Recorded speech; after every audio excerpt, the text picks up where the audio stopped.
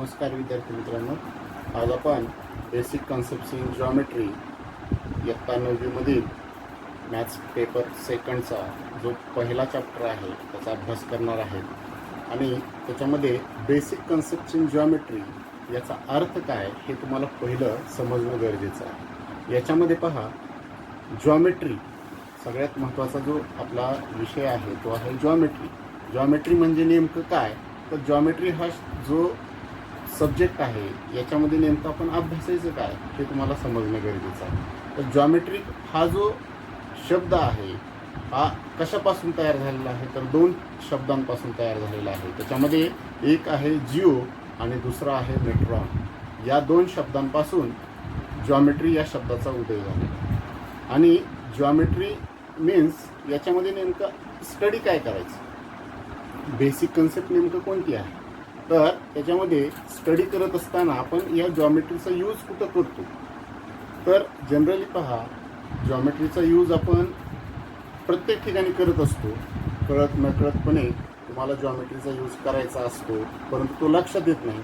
पहा, कन्स्ट्रक्शन फील्डमध्ये each and every सेकंडला आपल्याला त्या ठिकाणी जॉमेट्रीचा यूज करायचा आहे. आता जॉमेट्रीचा यूज म्हणजे नेमकं काय, तर तुम्ही बांधकाम करत असताना एखादी रूम तुम्ही ज्यावेळेस बांधणार आहे त्याच्यामध्ये लेंथ आणि ब्रेथ येते, हाईट येते. तर याचा अभ्यास तुम्ही काय केलेला आहे, बऱ्याच वेळा केलेला आहे. याच्यामध्ये आपल्याला नेमकं पाहायचं काय, जॉमेट्रीमध्ये लेंथ अभ्यासलेली आहे, ब्रेथ अभ्यासलेली आहे, आपण पूर्वी अभ्यासलेली आहे. आता इथून पुढं सुद्धा काय करायचे आहे की आपल्याला अभ्यासायचे आहे. याच्यामध्ये बेसिक कन्सेप्टमध्ये नेमकं काय अभ्यासायचं आहे ते आपण पाहूया. पहिला आहे लाईन. लाईन म्हणजे काय, तर तुम्हाला माहिती आहे लाईन, त्याचबरोबर सेगमेंट, पॉइंट, रे, ह्या बेसिक कन्सेप्ट आहेत, लक्षात ठेवा. आणि या बेसिक कन्सेप्टमध्येच आपल्याला याचा अभ्यास काय करायचा आहे. मग ह्या कसं आहे पहा, यामध्ये तुम्ही ते डिफाईन केलेलं सुद्धा आहे. लाईन म्हणजे काय असतं, तर दोन्ही बाजूनी इन्फायनाईट डिस्टन्स असतं. त्याचं म्हणजे लाईनला काय नसतं, डिस्टन्स नसतं. म्हणजे ती कशी असते, दोन्ही बाजूनी इन्फायनाईट असते. त्याचबरोबर सेगमेंट कशी असते, लिमिटेड असते. म्हणजे त्याला काय असते, लेंथ असते. लिमिटेड असते म्हणजे काय असते, लेंथ असते. त्यानंतर रे हा काय असतो, एका ठिकाणापासून दुसरीकडे कसा असतो, अनलिमिटेड असतो. आणि पॉईंट तो आहे कन्सेप्ट, सुरुवातीची कन्सेप्ट आहे. पॉईंट म्हणजे काय, एक डॉट. आणि या अशा इन्फायनाईट पॉईंटपासून लाईन, सेगमेंट, पॉईंट आणि रे हे बनलेले असतात. बेसिक कन्सेप्टमध्ये आपण लाईन, प्लेन हे जे आहेत हे काय आहेत, तर अनेक पॉईंटपासून बनलेले आहेत. म्हणून त्या ठिकाणी ह्या ज्या गोष्टी आहेत या सगळ्या गोष्टींना काय म्हटलेलं आहे, तर बेसिक कन्सेप्ट इन जॉमेट्री. आणि बेसिक कन्सेप्ट जर तुम्हाला माहीत असतील जॉमेट्रीमधल्या, तर पुढचा भाग तुम्हाला पटकन लगेच समजणार आहे. तर याच्या पुढचा जो भाग आहे तो आपण पाहूयात. बघा, याच्यामध्ये आपल्याला पहिला जो पॉईंट अभ्यासायचा आहे तो आहे coordinates of the point and the distance. याच्यामध्ये पहिला जो पॉईंट आहे तो आहे coordinates of the point and distance. तर पहा, आपण coordinate of the point and distance याच्यामध्ये काय, सर कोऑर्डिनेट तुम्हाला समजले पाहिजे. आता कोऑर्डिनेट म्हणजे कशावरून ठरवत असतो आपण, तर आपण नंबर लाईनचा स्टडी केलेला आहे. आणि नंबर लाईनच्या स्टडीमध्ये आपण कसं पाहिलेलं होतं पहा, एक समजा ही नंबर लाईन आपण काढली. नंबर लाईनमध्ये ओ त्याचा कोऑर्डिनेट काय असेल, 0, -1, -2, -3, 1, 2, 3 हे कोऑर्डिनेट.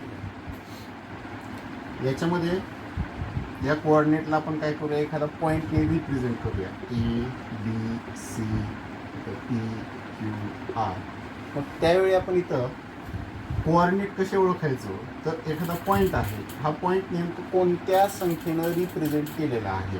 मग हा आर पॉईंट आहे, आर पॉईंट कशाने रिप्रेझेंट केलेला आहे, -3ने रिप्रेझेंट केलेला आहे. So coordinate of the point R is -3. त्याचबरोबर समजा ए हा पॉईंट आहे, पॉईंट ए हा कशाने रिप्रेझेंट केलेला आहे, तर 1ने रिप्रेझेंट केलेला आहे. तर coordinate of point A is 1. तर अशा पद्धतीने आपण एखाद्या पॉईंटचे कोऑर्डिनेट कसे असतात हे आपण पाहिलेलं आहे. आणि याच्यामध्ये distance, how to find the distance between any two coordinate. तर याच्यामध्ये काय करायचं आहे, तुम्हाला ओरिजिनपासून लेफ्ट साईडला निगेटिव्ह आहे, पॉझिटिव्ह आहे. तुम्हाला माहिती असतं की आपण ज्यावेळेस एखाद्या म्हणजे जे काही नंबर्स आहेत ते नंबर्स आपण काय करतो, तर मोजत असताना आपण कसं असेंडिंग ऑर्डरने जातो, म्हणजे पहिल्यांदा छोटा, त्याच्यानंतर सर्वात मोठा, अशा पद्धतीनं आपण काय करत असतो, मोजत असतो. मग इथं लेफ्ट साईडला जी काही नंबर असेल तो काय असतो, स्मॉलर नंबर असतो, आणि राईट साईडला काय असतो, ग्रेटर नंबर असतो. मग इथं काय करायचं, distance between any to points कसं फाइंड आउट करायचं, तर याच्यामध्ये कोणतेही 2 पॉईंट घेतल्यानंतर याच्यामध्ये जो सर्वात ग्रेटर कोऑर्डिनेट आहे त्या ग्रेटर कोऑर्डिनेटमधून स्मॉलर कोऑर्डिनेट आपण काय करायचं आहे, सबट्रॅक्ट करायचं आहे. मग त्याच्यामध्ये बघा, समजा distance between point B and distance between point Q आपल्याला काय करायचं आहे, फाइंड आउट करायचं आहे. मग ते कसं बघा, distance between B and Q find out करत असताना डिस्टन्स बी कॉमा क्यू असं ते रिप्रेझेंट करायचं. आणि distance between B comma Q हे रिप्रेझेंट करत असताना आपल्याला हे कसं फाइंड आउट करायचं, त्यासाठी फर्स्ट ऑफ ऑल तुम्हाला कोऑर्डिनेट माहीत पाहिजे. कोऑर्डिनेट कसे फाइंड आउट करायचे, तर इथं पहा, coordinate of point B, coordinate of point B is 2. Coordinate of point B is 2. आणि coordinate of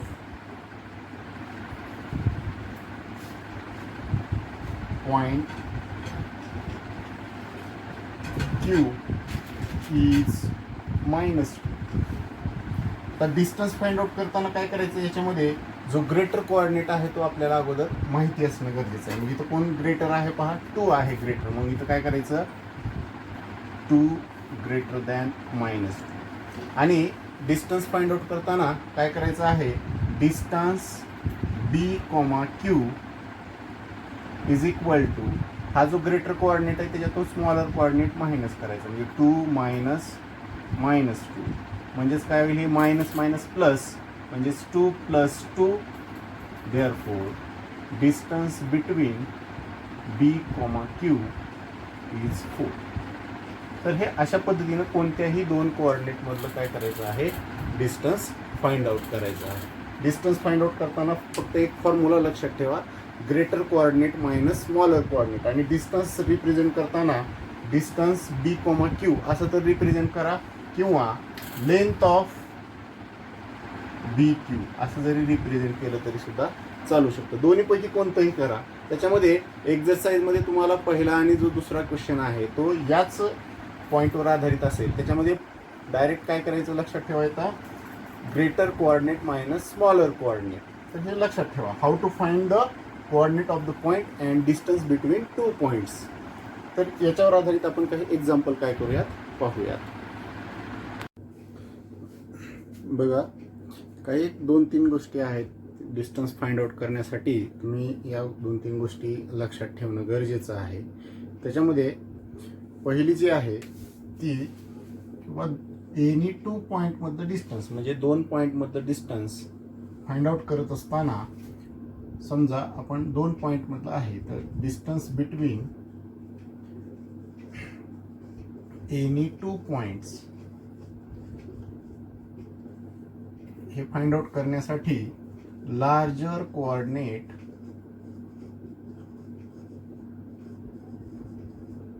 minus smaller coordinate,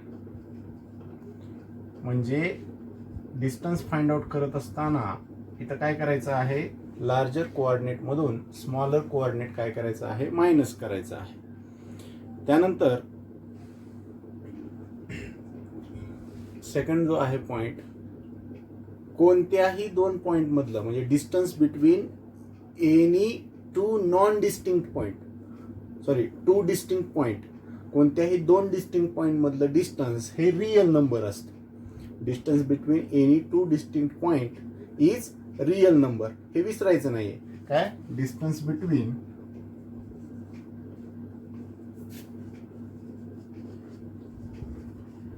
any two distinct point is real number. आणि तिसरा जो पॉइंट आहे तो तिसरा पॉइंट असा आहे की जर समजा नंबर लाईन मध्ये आपण ज्यावेळेस कोणत्याही दोन पॉइंटचं डिस्टन्स फाइंड आउट करणार आहे तेव्हा ते डिस्टन्स फाइंड आउट करताना ते दोन पॉइंट डिस्टिंक्ट नसतील, म्हणजे if two points are not distinct then the distance between these two points is zero. म्हणजेच कोणत्याही नॉन डिस्टिंक्ट पॉइंट मधलं distance between two non distinct point is zero. म्हणजे कोणत्याही डिस्टिंक्ट नसलेल्या, म्हणजेच समजा आता नंबर लाईनवरचा ए पॉइंट कन्सिडर केला आणि ए पॉइंट पासूनचं ए पॉइंट पर्यंतच डिस्टन्स आपल्याला फाइंड आउट करायचं, तर अशा वेळेस त्या पॉइंट पासून त्या पॉइंट पर्यंतचं डिस्टन्स हे झिरो असतं. हे लक्षात ठेवायचं. तर ह्या महत्वाच्या बाबी आहेत. Distance between any two points आपल्याला ज्यावेळेस फाइंड आउट करायचं त्यावेळेस या तीन गोष्टींचा विचार करायचा आहे. लक्षात येते? याच पद्धतीनं आपल्याला पुढचा जो पॉइंट पाहायचा आहे, तो पुढचा जो पॉइंट आहे तो आहे बिटवीननेस. पहा, बिटवीननेस या पॉइंट मध्ये आपल्याला काय पाहायचं आहे? आपला जो पॉइंट आहे तो आहे बिटवीननेस. यालाच मराठीमध्ये दरम्यानता असं म्हणायचं.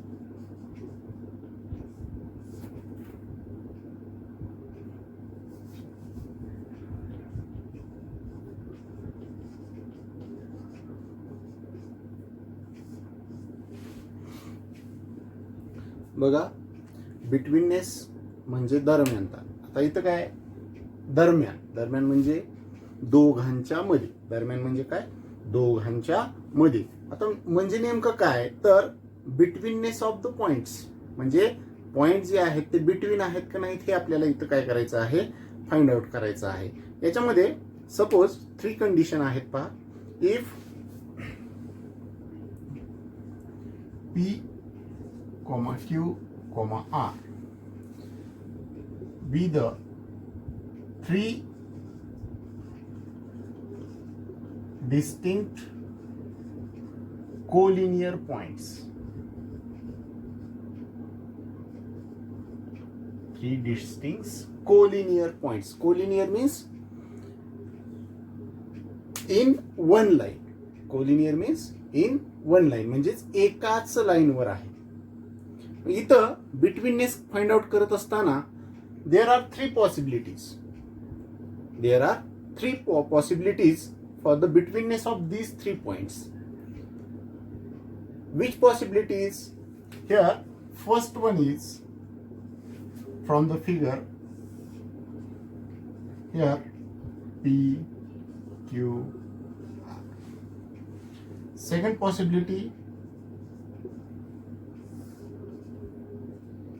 P, R, Q. And third one is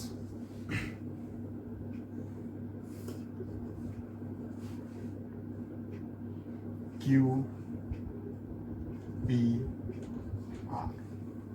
ह्या 3 पॉसिबिलिटीज बिटवीननेस मध्ये असू शकतात. याचा अर्थ कसा होतो पहा. Q is lies between P and R, म्हणजे P आणि R च्या मध्ये Q हा पॉइंट आहे. P आणि Q च्या मध्ये R हा पॉइंट आहे. Q आणि R च्या मध्ये P हा पॉइंट आहे. आता याच्यामध्ये नेमकं हे बिटवीन आहे का नाही हे कसं ओळखायचं? तर त्या 3 पॉसिबिलिटी मध्ये आपण डिस्टन्स फाइंड आउट करत असताना हे जो बिटवीननेस आहे हा बिटवीननेस आपण रिप्रेझेंट करत असताना कसा रिप्रेझेंट करायचा पहा. If Q is lies between P and R, then it is represented at P dash Q dash R. आणि हे रीड कसं करायचं? Q is lies between P and R. म्हणजे it is read as P dash Q dash R. Means Q is lies between P and R. Similarly, P dash R dash Q. It means that R is lies between P and Q. In third one, Q dash P dash R. It means that P is lies between Q and R. म्हणजेच इथं काय तुम्हाला लक्षात येतं तर between आहे याचा अर्थ काय तर दोन पॉइंटच्या मध्ये. बिटवीन याचा अर्थ काय तर जे दोन पॉइंट आपण घेतले त्या दोन पॉइंटच्या मध्ये कुठंतरी एक पॉइंट असणार, तर याला बिटवीन म्हणायचं. आता बिटवीन मध्ये तीन पॉसिबिलिटीज आहेत, त्या आपण रिप्रेझेंट करताना या अशा पद्धतीनं रिप्रेझेंट करायच्या आहेत. आणि एखादा पॉइंट बिटवीन ठरवण्यासाठी आपल्याला एक कन्सेप्ट लक्षात ठेवायचं किंवा कोणता point lies between two points आहे हे ठरवण्यासाठी एक तुम्हाला फॉर्म्युला असेल. आता समजा इथं हे डिस्टन्सचा विचार केला, इथं जर ह्या लाईन मध्ये पी आर हे डिस्टन्स कन्सिडर केलं, सेकंड मध्ये पी क्यू हे डिस्टन्स कन्सिडर केलं, थर्ड मध्ये क्यू आर हे डिस्टन्स कन्सिडर केलं. तर डिस्टन्स कन्सिडर करताना इथं एक गोष्ट लक्षात ठेवायची की हे जे पी आर डिस्टन्स आहे हे कसं मिळणार आहे तर distance of P Q plus distance of Q R. म्हणजे ह्याला रिप्रेझेंट करताना distance of P R is equal to distance of P Q plus distance of Q R. म्हणजेच काय, ज्यावेळेस पी क्यू आणि क्यू आर म्हणजे ही जी छोटी दोन डिस्टन्स आहे, ह्या छोट्या दोन डिस्टन्स मध्ये तीन पॉसिबिलिटीज आहेत, त्या तीन पैकी ही जी पॉसिबिलिटी आहे शक्य झाली किंवा distance of P R is equal to distance of P Q plus distance of Q R, तेव्हा काय म्हणायचं Q is lies between P and R. Similarly for second condition काय होईल तर पी क्यू हे लॉंगेस्ट डिस्टन्स आहे, म्हणजे distance P Q is equal to distance P R plus distance R Q. म्हणजेच काय होईल पी क्यूचं जे टोटल डिस्टन्स आहे हे डिस्टन्स पी आर आणि आर क्यूच्या सम एवढं आलं तर काय म्हणायचं R is lies between P and Q. Similarly for third one distance Q R is equal to distance Q P plus distance P R. म्हणजे इथं काय क्यू आरचं जे डिस्टन्स आहे हे क्यू आरचं डिस्टन्स हे कसं असलं पाहिजे पी क्यू आणि पी आरच्या सम एवढं डिस्टन्स. म्हणजे याच्यावरून आपल्याला काय समजतं तर ह्या तीन पॉसिबिलिटीज आहेत बिटवीननेससाठीच्या तीन पॉसिबिलिटीज, आणि त्या तीन पॉसिबिलिटीज कोणत्या तर या तीन पैकी कुठली तरी एक पॉसिबिलिटीज तिथं येणार आहे लक्षात ठेवा. आणि जर समजा तिन्हीच्या तिन्ही पॉसिबिलिटीज प्रूव्ह नाही झाल्या तर काय समजायचं आहे की या ठिकाणी दिलेल्या याच्यामध्ये एकही पॉइंट बिटवीन येणार नाही. म्हणजेच काय ठरवायचं तर जे लॉंगेस्ट डिस्टन्स आहे ते longest distance is equal to बाकीचे जे दोन डिस्टन्स आहेत त्यांची सम इक्वल येणं गरजेचं आहे. यालाच काय म्हणायचं बिटवीननेस. आणि ह्याला रीड कसं करायचं हे लक्षात ठेवा, P dash Q dash R म्हणजेच Q is lies between P and R. तर या पद्धतीनं बिटवीननेस आपल्याला ठरवता येऊ शकतो. Betweenness means lies between any two points, हे लक्षात ठेवा. बघा आपल्याला या दोन पॉइंटवर आधारित पहिल्या एक्झरसाइजमध्ये असलेले काही एक्झाम्पल्स काय करायचे आहेत आपल्याला पाहायचे आहेत. याच्यामध्ये काय सांगितलेलं आहे डिस्टन्स कसं फाइंड आउट करायचं, त्यानंतर बिटवीननेस याच्यावर आधारित काही एक्झाम्पल्स आहेत ते आपण काय करूयात पाहूयात. आता मग पहिल्या एक्झाम्पलमध्ये बघा काय सांगितलंय find the distance with the help of the number line given below. म्हणजे खाली काय केलेलं आहे एक नंबर लाईन तुम्हाला दिलेली आहे आणि त्या नंबर लाईनवरून काय करायचं आहे डिस्टन्स काय करायचं आहे कोणत्याही दोन पॉईंट मधलं फाइंड आउट करायचं आहे. मग त्याच्यावर आधारित एक्झाम्पल आहे पहा. याच्यामध्ये आपण नंबर लाईन पहिल्यांदा काढून घेऊया.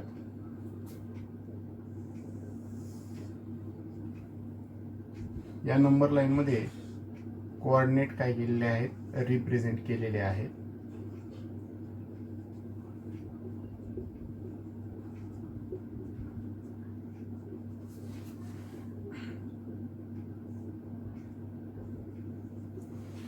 याच्यामध्ये 0 साठी O, 1 साठी A, 2 साठी B, C, D, E आणि -1 साठी H, -2 साठी J, -3 साठी K,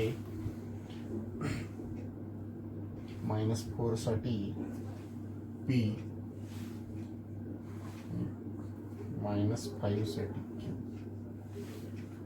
तर इथं काय करायचं आहे पहा, आपल्याला डिस्टन्स फाइंड आउट करायचं आहे. याच्यामध्ये पहिला क्वेश्चन आहे, असे आपण 1-2-3 उदाहरणं पाहूयात. त्याच पद्धतीने तुम्ही काय करू शकताय, सॉल्व्ह करू शकताय. त्याच्यामध्ये पहिला क्वेश्चन आपण काय करूयात पाहूयात. पहिला आहे distance BE. Distance BE. How to find the distance between the point B and E.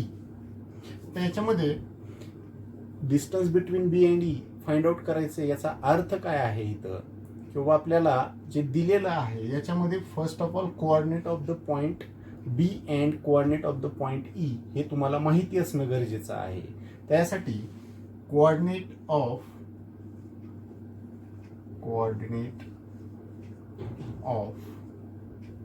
Point B is, तर जर पाहिलं तर B हा जो पॉइंट आहे तो कोणत्या कोऑर्डिनेटने रिप्रेझेंट केलेला आहे, 2. त्यानंतर कोऑर्डिनेट ऑफ पॉइंट, इथं B आहे, पॉइंट E इज 5. तर इथं जर पाहिलं तर ग्रेटर कोऑर्डिनेट काय आहे, 5 आहे, स्मॉलर कोऑर्डिनेट 2 आहे. मग हे कसं करायचं, याच्यामध्ये here 5 is greater than 2. 5 is greater than 2. So distance BE आपल्याला माहिती आहे की ज्यावेळेस 2 डिस्टिंक्ट कोऑर्डिनेट असतात त्यावेळेस आपण डिस्टन्स फाइंड आउट करताना ग्रेटर कोऑर्डिनेट मधून स्मॉलर कोऑर्डिनेट मायनस करत असतो. म्हणजे काय, 5 - 2 आणि याचं काय करायचंय, सबट्रॅक्शन इज इक्वल टू 3. म्हणजेच distance between B and E is equal to 3. आणि हे डिस्टन्स जे आहे, तुम्ही डिस्टन्स घ्या किंवा यालाच आपण वेगळ्या पद्धतीने लिहू शकतो, लेंथ ऑफ BE असं जरी लिहिलं तरी सुद्धा चालू शकतं. तर हे अशा पद्धतीने तुमचा पहिल्या प्रश्नामधले एक उदाहरण आहे. त्याच पद्धतीनं आणखीन एक आपण एक्झाम्पल काय करूयात पाहूयात. त्याच्यामध्ये distance between J and A, distance J, A. तर याच्यामध्ये first of all coordinate of the point J तुम्हाला माहित पाहिजे. Coordinate of the point J काय असेल, therefore here coordinate of point J is, किती आहे पहा, G चा कोऑर्डिनेट आहे -2. तिथं काय करायचं, -2 रिप्रेझेंट करायचं. Similarly coordinate of the point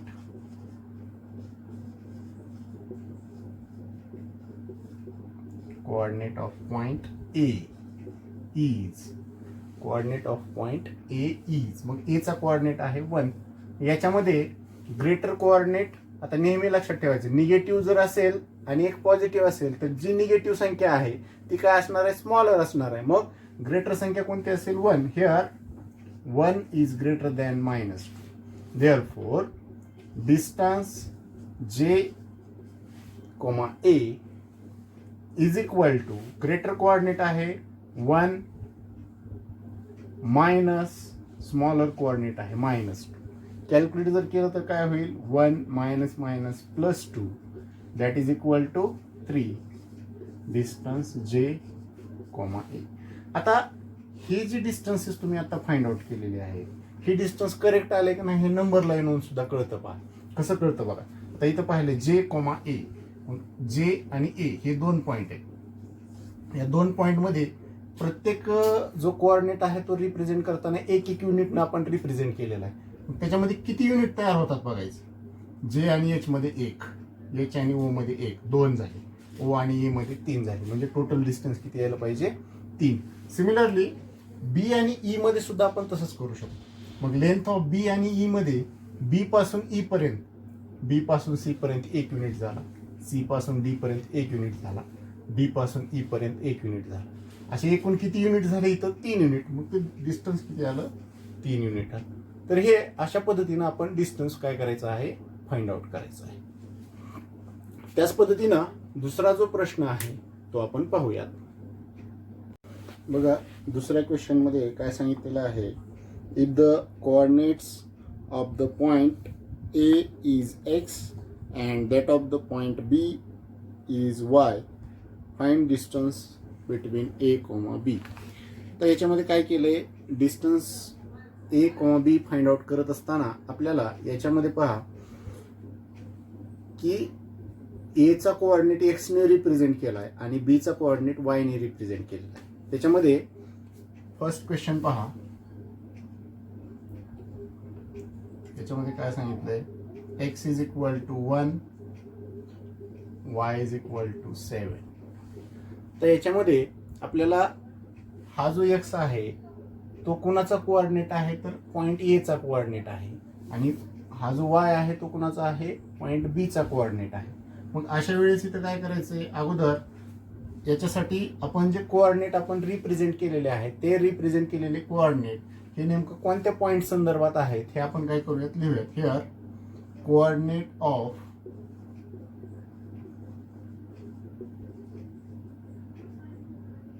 point A is 1. Coordinate of point A is 1. Similarly आता ए इज 1 असं म्हणण्याच्या ऐवजी तुम्ही काय करा? Is X is equal to 1. कारण का? ए चा कोऑर्डिनेट आपण एक्स ने रिप्रेझेंट केला. सिमिलरली कोऑर्डिनेट ऑफ पॉइंट बी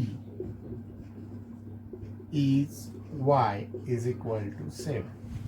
आता कोऑर्डिनेट मधलं डिस्टन्स फाइंड आउट करत असताना आपण काय करतो? तर याच्यामध्ये लार्जर कोऑर्डिनेट आणि स्मॉलर कोऑर्डिनेट आपण माहित करून घेतो. मग कोणता आहे? Here 7 is greater than 1.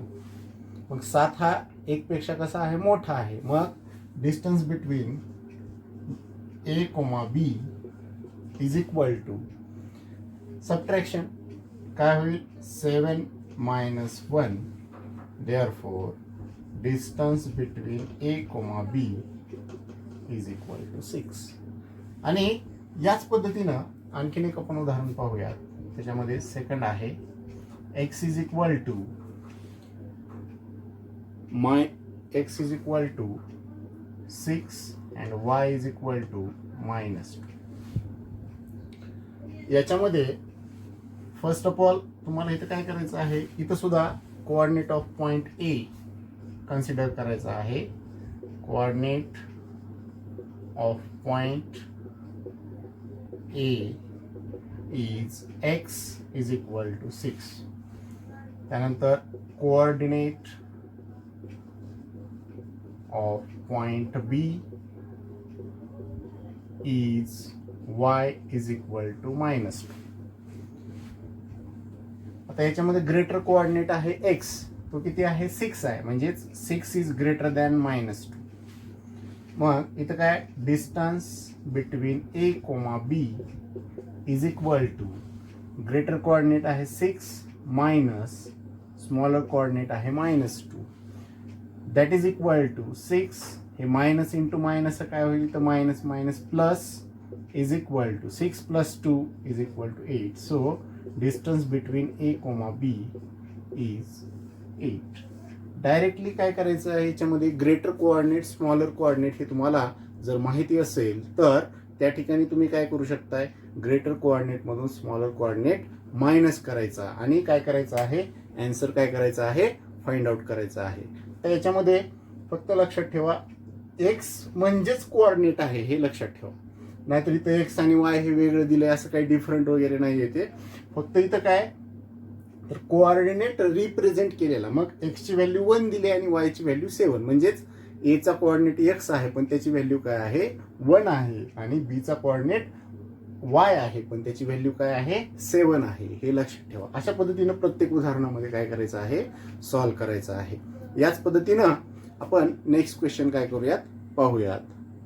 बघा या एक्झाम्पलमध्ये काय सांगितलेलं आहे, from the information given below find which of the point is between the other two if the points are not collinear state so. म्हणजे काय सांगितलंय की या दिलेल्या इन्फॉर्मेशन वरून याच्यामध्ये कोणता पॉइंट कोणाच्या लाईज बिटवीन आहे हे आपल्याला स्टेट करायचं आहे, आणि ते स्टेट करून त्याच्यामध्ये काय सांगायचं आहे की ते दिलेले पॉइंट कोलिनियर आहेत किंवा नाहीत हे सांगायचं आहे. जर पॉइंट हे कोलिनियर नसतील तर ते का नाहीत हे सुद्धा तुम्हाला काय करायचं आहे त्या ठिकाणी सांगायचं आहे.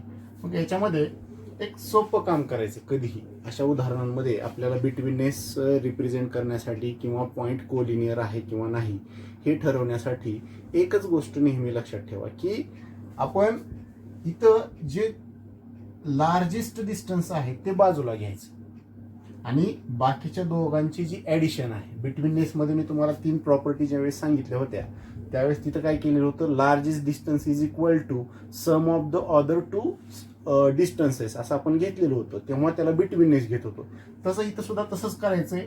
लार्जेस्ट डिस्टन्स जे आहे ते काय करायचं आहे बाजूला घ्यायचं आहे. मग इथं पहा लार्जेस्ट डिस्टन्स मध्ये कसं घेतलेलं आहे, तर सोल्युशन मध्ये अगोदर given distance P, R 7, distance P, Q 10 and distance Q, R is equal to 3. याच्यामध्ये हे काय आहे हे सगळं गिव्हन आहे. याच्यामध्ये लार्जेस्ट डिस्टन्स आहे 10. मग हे लार्जेस्ट डिस्टन्स म्हणजे काय डिस्टन्स PQ आहे. मग हे वेगळं काय करायचं ॲझ्युम करायचं. Here distance P, Q is equal to 10. याला इक्वेशन 1 द्यायचं. सिमिलरली आता 2 बाकीचे जे डिस्टन्सेस राहिलेले आहेत ते डिस्टन्स आपल्याला काय करायचं आहे कन्सिडर करायचं आहे. कसं करायचं आहे तर याच्यामध्ये सम ऑफ दिस 2 म्हणजेच distance between P, R plus distance between Q, R is equal to आपल्याला इथं काय करायचं आहे ते फाइंड आउट करायचं. मग इथे किती आहे 7 plus 3 and that is equal to काय होणार आहे डिस्टन्स किती आलं हे टोटल 10. आता इथं जर पाहिलं तर हे दोन्ही डिस्टन्सेस कसे आलेले आहेत इक्वल आलेले आहेत. हे दोन्ही डिस्टन्सेस इक्वल आली याचा अर्थ काय तर हे दोन्ही डिस्टन्स इक्वल आहेत म्हणजेच काय होईल therefore distance P, Q is equal to distance between PR plus distance between QR. मग हे दोन्ही इक्वल झालं. हे दोन्ही इक्वल झालं याचा अर्थ काय हे डिस्टन्स PQ हे लार्जेस्ट डिस्टन्स आहे. मग हे लार्जेस्ट कशामुळे तर ह्या दोघांची सम कशी आली त्याच्या एवढी आली. मग इथं या P आणि Qच्या मध्ये कोण असेल तर R हा पॉइंट असेल. मग हे तुम्हाला समजणं गरजेचं आहे की दोन्ही डिस्टन्सेस सेम आल्यानंतर कोणता पॉइंट त्या 2 पॉइंटच्या मध्ये असेल तर PQ मध्ये कोण ॲबसेंट आहे R आहे, म्हणून P आणि Qच्या मध्ये कोण असेल R असेल. मग इथं काय सांगायचं therefore point P, Q, R are collinear. मग आता हे कोलिनियर झाले. मग कोलिनियर झाले म्हणजेच याचा अर्थ काय तर निश्चितपणे कोणता तरी पॉइंट कोणाच्या तरी बिटवीन असणार आहे. मग PQ चं डिस्टन्स हे दोघांच्या सम एवढं आहे. म्हणून here therefore R point R is lies between point R is lies between the point P and Q. म्हणजेच काय तर R हा जो पॉइंट आहे तो P आणि Q च्या बिटवीन आहे. म्हणजे ह्याला रिप्रेझेंट करताना कसं आहे therefore P dash R dash Q, और ह्यालाच उलट सुद्धा तुम्ही मांडू शकताय. म्हणजे reverse Q dash R dash P.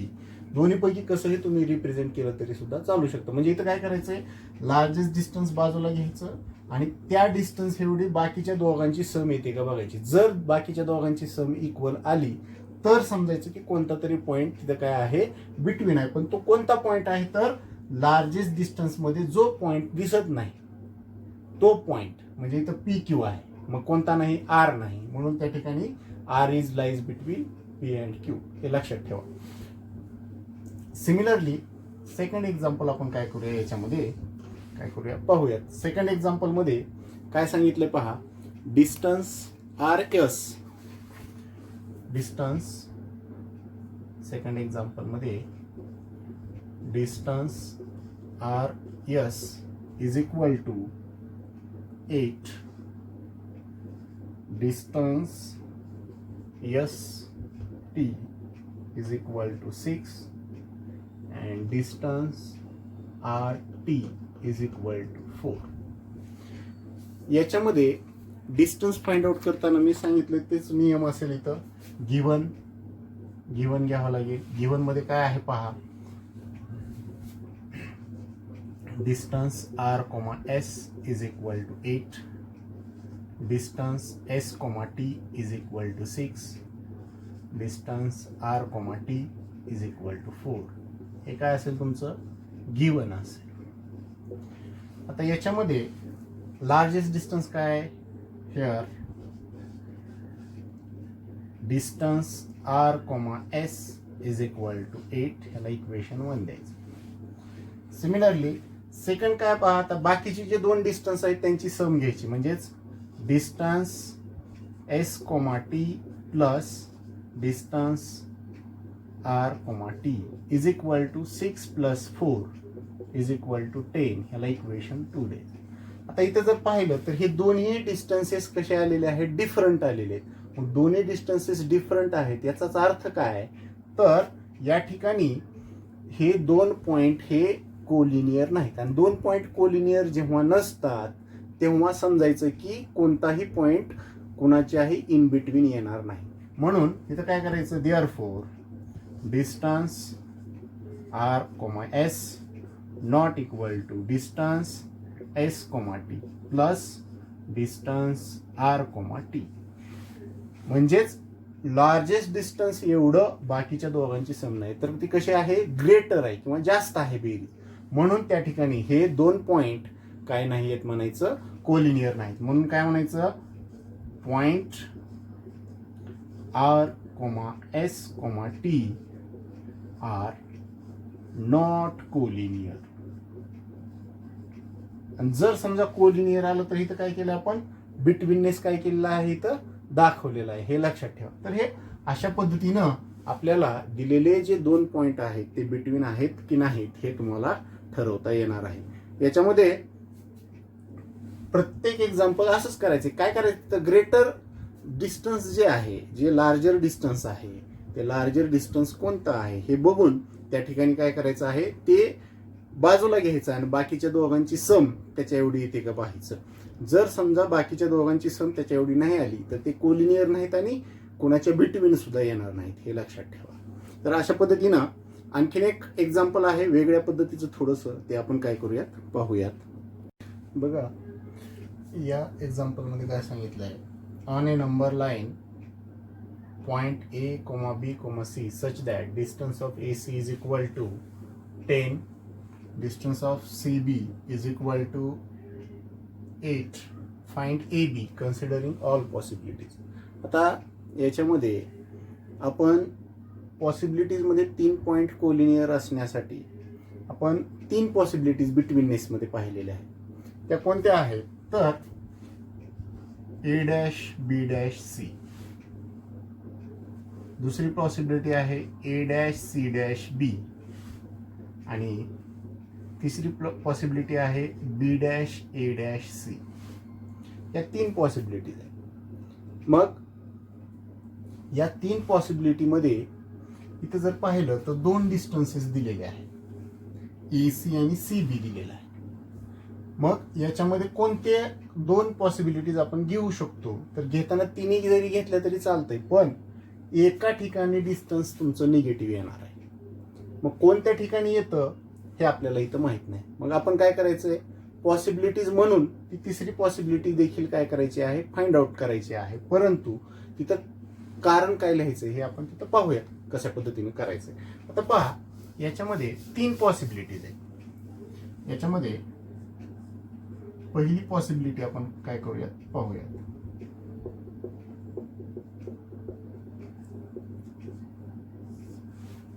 पहिली पॉसिबिलिटी अशी आहे, समजा A', B', C. मग अशा पॉसिबिलिटी मध्ये आपण डिस्टन्सच्या बाबतीमध्ये कसं लिहितो, तर डिस्टन्स A,C म्हणजे total distance AC is equal to distance A,B plus distance B,C. आता इथं व्हॅल्यू सबस्टिट्यूट केल्या नंतर तुम्हाला डिस्टन्स AB मिळतं. पहा मग कसं होतं, पहा डिस्टन्स AC आपल्याला दिलेला आहे 10 is equal to distance AB माहित नाही प्लस डिस्टन्स BT किती दिलेला आहे, BC 8 दिलेला आहे. तिथे व्हॅल्यू जर पुट केली तर काय होईल, हे 8 प्लस मध्ये आहे, इकडं लेफ्ट साईडला आणलं तर ते काय होईल मायनस मध्ये, म्हणजेच 10 - 8 is equal to distance A,B म्हणजेच distance of A,B is equal to 2. इथं पहा, इथं डिस्टन्स कसं आलंय, पॉझिटिव्ह आले, म्हणजे ही व्हॅल्यू ऍक्सेप्ट करावी लागणार आपल्याला, म्हणजे पहिली पॉसिबिलिटीज ओके आहे. त्यानंतर सेकंड पॉसिबिलिटी आहे, पहा पॉसिबिलिटी सेकंड, याच्यामध्ये A.C.B ही पॉसिबिलिटी आहे. मग याच्यामध्ये जर पाहिलं तर काय होणार आहे, सेकंड पॉसिबिलिटी मध्ये डिस्टन्स ऑफ टोटल म्हणजे लार्जेस्ट डिस्टन्स जे आहे ते लार्जेस्ट डिस्टन्स काय AB आहे, म्हणजेच distance AB is equal to distance of AC plus distance of BC. आता इथं व्हॅल्यू सबस्टिट्यूट करा, व्हॅल्यू सबस्टिट्यूट केला तर काय होईल, distance of AB find out करायचंय, डिस्टन्स ऑफ AC तुम्हाला दिलेला आहे 10 प्लस डिस्टन्स ऑफ BC दिलंय 8 आणि टोटल डिस्टन्स किती येणार 18, म्हणजे डिस्टन्स ऑफ AB हे काय असेल 8. आता तिसरी पॉसिबिलिटी सोडवायची की नाही हे सुद्धा तुम्ही ठरवू शकता, डायरेक्टली सॉल्व्ह करू शकता, डायरेक्ट घेऊ शकता. आता काय तिसरी पॉसिबिलिटी बघा, ABC झालं, ACB झालं, तिसरी पॉसिबिलिटी समजा BAC असं आहे. आता इथं जर पाहिलं तर distance of BC total distance of BC is equal to distance AB plus distance AC. इथं जर पाहिलं तर डिस्टन्स BC आहे 8, AB आपल्याला फाइंड आउट करायचं आहे आणि AC किती दिलेला आहे 10 आहे आणि हे प्लस 10 इकडे जर आलं तर काय होतं 8 - 10 डिस्टन्स ऑफ AB, म्हणजे इथं काय होतं डिस्टन्स ऑफ AB हे काय होतं -2, म्हणजेच इथं डिस्टन्स काय येतं निगेटिव्ह येतं. मग डिस्टन्स हे कधीही निगेटिव्ह नसतं, म्हणजेच distance of AB not equal to -2 because length cannot negative. So here two distances, distance of A, B is equal to 18 or 2. तर याच्यामध्ये आपल्याला लगेच समजू शकतं, डायरेक्ट घेतल्यानंतर सुद्धा तुम्हाला समजू शकतं की निगेटिव्ह कोणती येणार आहे आणि पॉझिटिव्ह कोणती व्हॅल्यू येणार आहे. त्याच्यामुळं त्या ठिकाणी लक्षात ठेवायचं कसं हे तुम्ही ठरवायचं आहे की डिस्टन्स घेताना काळजीपूर्वक काय करायचं आहे, ते डिस्टन्स काय करायचं आहे फाइंड आउट करायचं आहे. प्लस मायनस या ज्या काही गोष्टी आहेत त्या तुम्ही व्यवस्थित बघणं सुद्धा काय करायचं आहे गरजेचं आहे, लक्षात ठेवा. अशाच पद्धतीनं पुढचा जो पॉईंट आहे त्याच्यामध्ये काही एक्झाम्पल आणखीन आहेत ते पाहूयात आपण. बघा, 5वा जो क्वेश्चन आहे याच्यामध्ये, तो 5व्या क्वेश्चनमध्ये देखील आपण 4थ्या क्वेश्चनमध्ये जशा 2 पॉसिबिलिटीज आपण घेतलेल्या आहेत त्याच पद्धतीनं 2 पॉसिबिलिटीज सुद्धा तुम्ही काय करायचे आहेत, घ्यायचे आहेत आणि तुम्ही ते काय करायचं आहे, सॉल्व्ह करण्याचा प्रयत्न करायचा आहे. आता पहा, 6व्या प्रश्नामध्ये काय सांगितलंय, sketch proper figure and write the answer of the following question. म्हणजे काय सांगितलंय की एक फिगर काय करायचं आहे, ड्रॉ करायची आहे आणि त्या ड्रॉ केलेल्या फिगरवरून तुम्ही काय करायचे आहे, लेंथ काय करायचे आहेत, फाइंड आउट करायचे आहे. त्याच्यामध्ये बघा प्रश्न कसा दिलेला आहे, if A-B-C and length of AC is equal to 11, length of BC is equal to 6.5, then find length of AB. त्याच्यामध्ये B lies between A and C. मग फिगर आपण ज्यावेळेस ड्रॉ करणार आहे त्यावेळेस फिगर ड्रॉ करणं तुम्हाला आलं पाहिजे. याच्यामध्ये B lies between A and C. मग फिगर कशी तयार होते, ही लाईन आहे. याच्यामध्ये ए हा पॉइंट सुरुवातीला, कारण बी हा पॉइंट कुठे आला पाहिजे, in between A and C, म्हणून फिगर अशी तयार झाली. आता याच्यामध्ये डिस्टन्सेस तुम्हाला दिलेले आहेत. लेंथ ऑफ ए सी दिले, लेंथ ऑफ ए सी किती दिलंय, ए सी म्हणजे टोटल डिस्टन्स दिलंय, किती दिलंय पहा, हे टोटल डिस्टन्स इज किती दिलेलं आहे, 11. लेंथ ऑफ बी सी दिलेला आहे, लेंथ ऑफ बी सी आहे 6.5 आणि आपल्याला we have to find length of A B. आता by the betweenness property what we can say this length of A C is equal to length of A B plus length of B C, हे आपण सांगू शकतो. मग इथं काय करायचंय, therefore here A dash B dash C हे given आहे, गिवन आहे म्हणल्यावर लिहून टाकायचं ते. मग त्याच्यामध्ये length of A C is equal to length of A B plus length of B C. इथं व्हॅल्यू जर सबस्टिट्यूट केल्या काय होतं, लेंथ ऑफ ए सी आहे 11, लेंथ ऑफ ए सी आहे 11 is equal to length of A B आपल्याला find out करायचंय, length of A B as it is plus length of B C आहे 6.5 आणि हे प्लस 6.5 इकडे आलं तर काय होईल, minus 11 minus 6.5 is equal to length of A B. आणि जर हे कॅल्क्युलेट केलं तर काय होईल, 11 मायनस 6.5 काय होतं, 11 मायनस 6.5 जर केलं तर काय होतं बघा, 11 आलं पाहिजे. तर इथं सबट्रॅक्शन करताना 11 मध्ये डेसिमलची सबट्रॅक्शन काळजीपूर्वक करायची, कारण का सबट्रॅक्शन याच्यामध्ये तुमचं जर चुकलं थोडं जरी तरी पूर्ण मार्क तुमचे जाणार आहे तिथं. त्याच्यामुळं 11 मायनस 6.5 याचं आन्सर येतं 4.5 लेंथ ऑफ ए बी.